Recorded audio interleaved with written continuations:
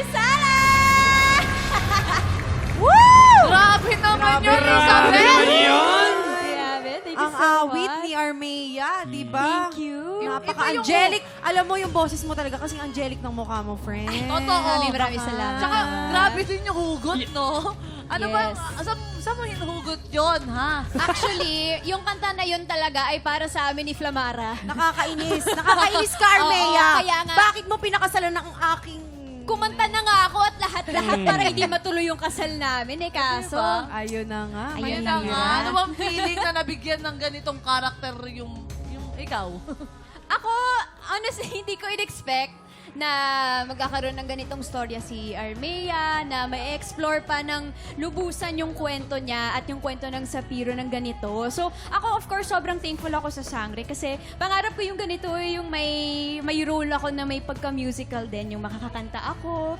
And magkakaroon ako ng princess moment. So, maraming salamat and shoutout kay Direk Rico kasi talagang nakita ko rin yung sobrang pinaghirapan niya and nilagyan niya ng creativity itong kanta ni Armea. So, Yes. ang saya lang din i-shoot nun kasi talagang lahat invested na maipaganda yung kanta. At saka grabe yung tingin ni Jan, no? Oo. Kaya nga, Hoy, Jan. Para maluha-luha eh. Bakit kanina ka pang parang iba ang tingin mo talaga kay Armea? Nakikinig ako. Nakikinig ako sa sinasabi niya, tsaka masaya ako natupad yung pangarap niya. Ang masabi ko lang, support ako sa inyong dalawa. Hoy, parang may motibo kasi. Kaya nga, parang May may laman. motaw para, motibo. para layuan mo na si Soldarius.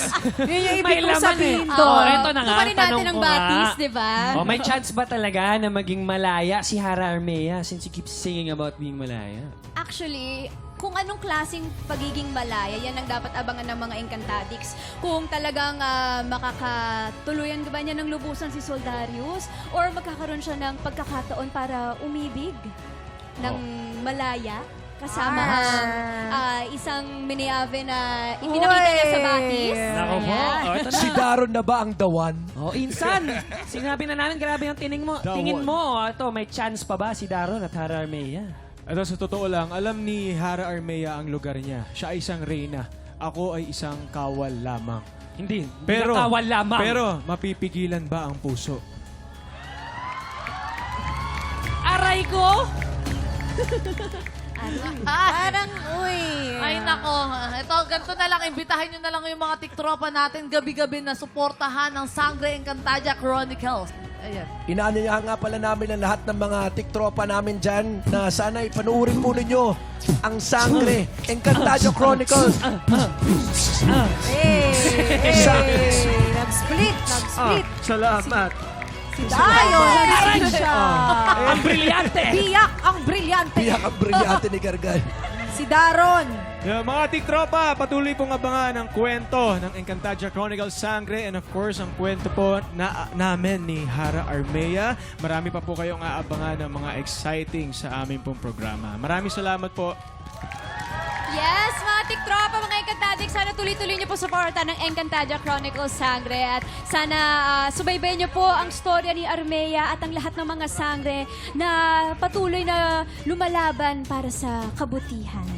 Ayan. Maraming salamat po sa suporta. Yes! At syempre kaming mga Sangre ay nagpapasalamat po sa inyong suporta. Patuloy na suporta na binibigay niyo sa amin. Pero ito na, up next, si Garga ng eksena dahil siyang alay natin sa Buwisit Blaster. Sang tanong sang sabag na susunod na yan sa pagbabalik ng TikTok Club!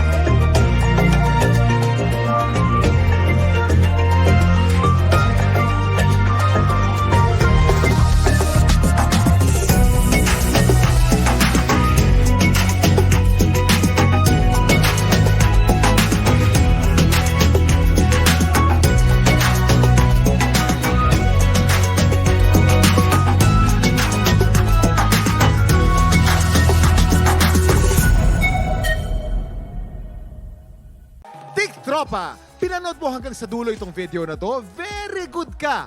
For more happy time, watch more TikTok Clock videos on our official social media pages and subscribe to GMA Network official YouTube channel.